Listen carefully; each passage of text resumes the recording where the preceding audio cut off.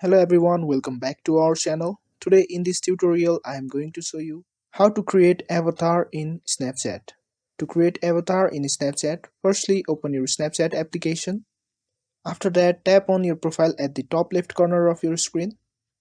Now tap on create my avatar just above your username. Now choose your gender. Here you can customize your avatar according to your preferences.